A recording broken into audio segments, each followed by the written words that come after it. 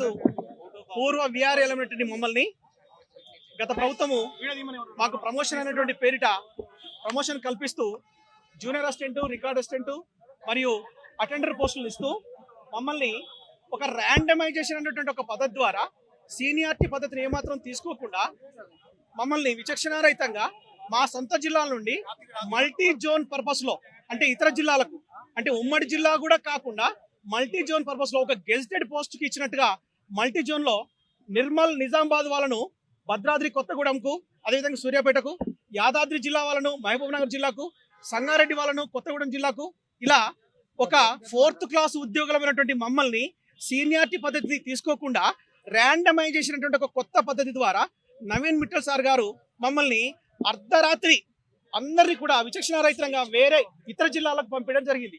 దయచేసి ఈ ఇతర జిల్లాలలో మల్టీ జోన్ పర్పస్ ఉన్నటువంటి మమ్మల్ని తిరిగి మా యొక్క సొంత జిల్లాలోకి తీసుకురావాలని ఈ సందర్భంగా మేము గౌరవ ముఖ్యమంత్రి గారిని మరియు రెవెన్యూ మినిస్టర్ గారిని చేతులెత్తి నమస్కరిస్తూ మేము చేస్తున్నాను.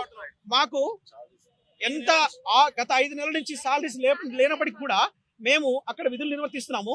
అయినప్పటికీ కూడా మా గురించి పట్టించుకున్నటువంటి నాదులు లేడు. దయచేసి ఈ సందర్భంగా మా తహసీల్దార్ మేము డ్యూటీ చేయకపోయినట్లయితే మాకు మెమోలు ఇవ్వడము, కలెక్టర్లకు సరెండర్ చేయడము జరుగుతుంది.